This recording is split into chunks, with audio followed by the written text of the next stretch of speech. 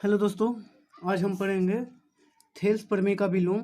Thales प्रमेय इसके हम पहले वाला वीडियो में दे दिए हैं। थेल्स प्रमेय का विलोम क्या कहते हैं, जस्ट उसका उल्टा है। यदि एक रेखा किसी त्रिभुज को दो भुजाओं को एक ही अनुपात में विभाजित करे तो वह तीसरी भुजा के समानांतर होती है। क्या कहता है, यदि एक रेखा किसी त्रिभुज की दो भुजाओं को एक ही अनुपात में विभाजित करे तो वह तीसरी भुजा के समानांतर होती है। देखिए क्या दिया हुआ है, दिया क्या है कि त्रिभुज ए बी सी की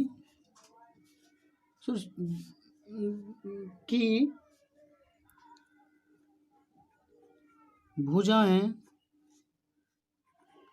ए बी और ए सी को रेखा डी इस प्रकार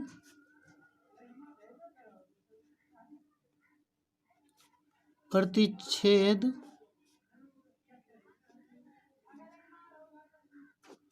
करती है कि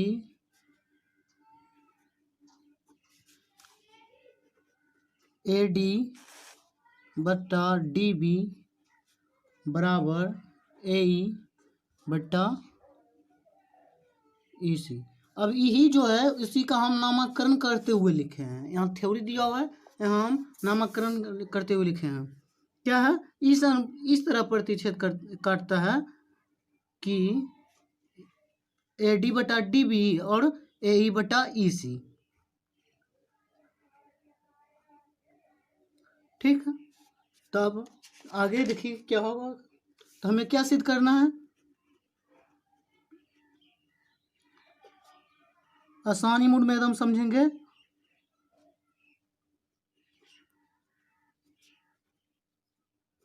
सिद्ध करना क्या है, डी समानांतर बी सी। अब रचना देखिए क्या करते हैं हम, इसमें कुछ हमें सिद्ध करना है और रचना यानी फिगर में कुछ हम करेंगे, रचेंगे, उसी को हम रचना कहते हैं।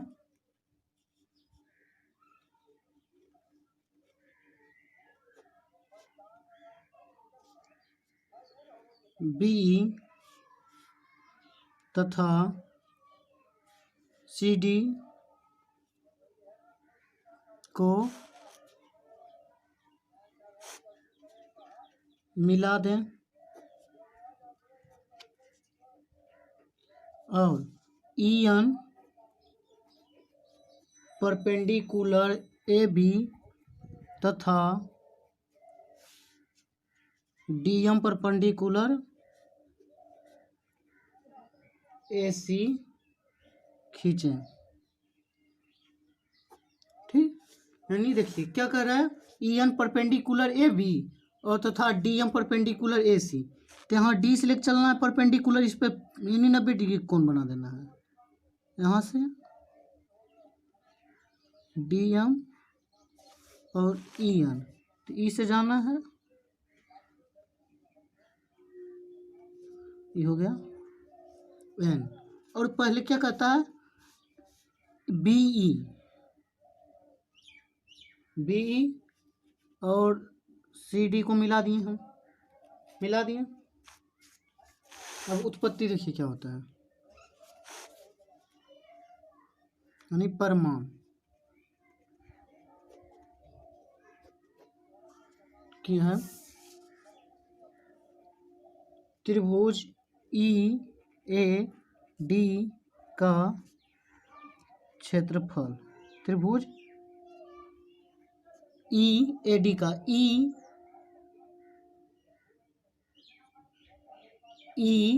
ए डी का क्षेत्रफल निकालना है, यानी ऊपर वाला ई लाइन के ऊपर वाला ई ए डी का क्षेत्रफल क्या हो जाएगा, हम पढ़े हैं 1/2 आधार गुने ऊंचाई, तो 1/2 आधार क्या है, AD है, AD में है, AD आधार ले लिया तो इसमें परपेंडिकुलर है ना, तो AD गुने EN और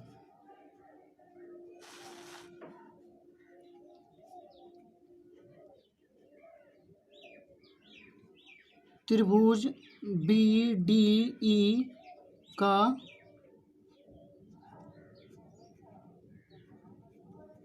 क्षेत्रफल क्या हो जाएगा, 1/2 गुने BD, देखिए BDE का क्षेत्रफल, 1/2 BD इसका आधार हो गया, ऊंचाई तो ही रहेगा EN ही, चूंकि इसी रेखा पर नहीं है परपेंडिकुलर ही वाला, तो ही रहेगा EN। हो गया। आगे देखिए, एकदम सिर्फ देखते जाइए, समझिएगा एकदम आराम से।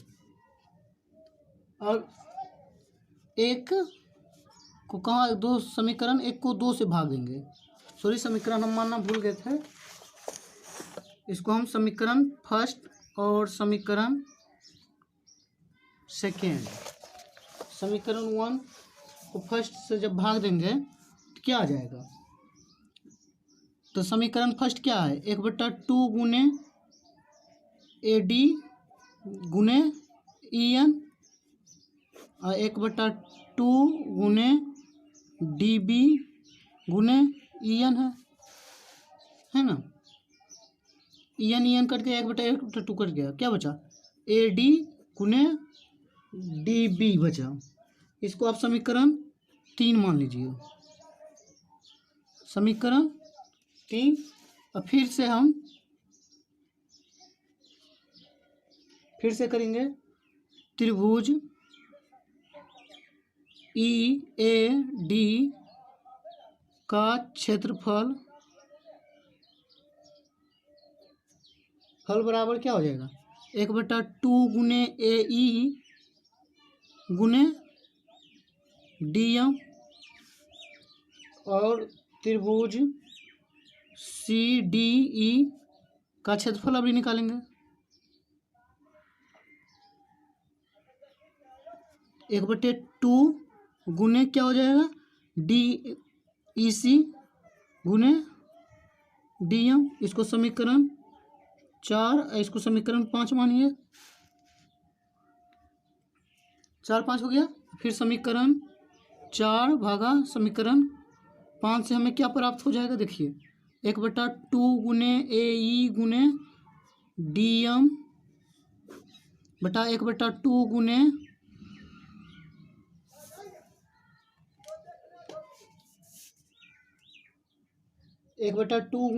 EC गुने DM और DM कट गया, 1/2 और 1/2 कट गया,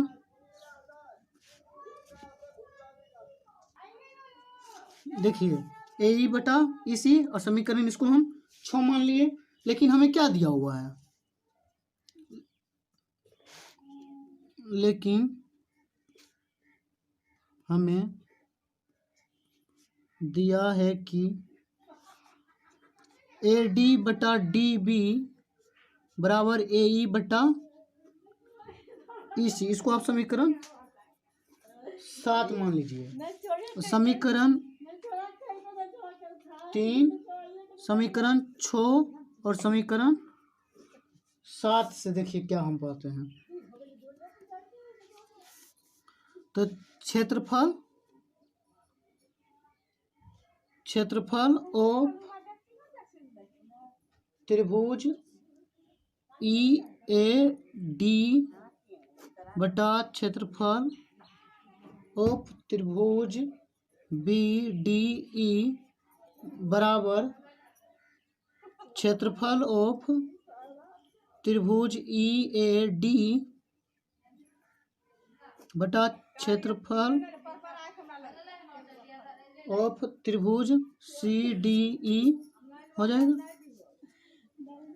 अब देखिए यहाँ से क्या है, ये दोनों से में दोनों कट जाएगा, 1/, इतना बचेगा इतना, तो इसलिए क्या हो जाएगा, त्रिभुज बी डी ई, क्षेत्रफल ऑफ त्रिभुज बी डी ई बराबर क्षेत्रफल ऑफ त्रिभुज सी डी ई। लेकिन क्या, त्रिभुज बी डी ई और त्रिभुज सी डी ई एक ही आधार डी ई और बी डी के एक ही ओर स्थित है, फिगर यही न था। जैसे मान लीजिए ए बी सी और डी ई, यहाँ पे ई एम था, ई एन था, इसको मिला दिए तो त्रिभुज बी डी ई, तो बी डी ई और त्रिभुज सी डी ई, ये दोनों एक ही है, इसके नीचे ही है ना, एक ही आधार भी डी ई है, एक ही और स्थित है ना दोनों का, तो इसलिए क्या हो जाएगा, इसलिए डी समानांतर BC हो गया मेरा प्रूफ। धन्यवाद दोस्तों, और आपको कैसा लगा वीडियो कमेंट करके जरूर बताएं और चैनल को सब्सक्राइब करना ना भूलें।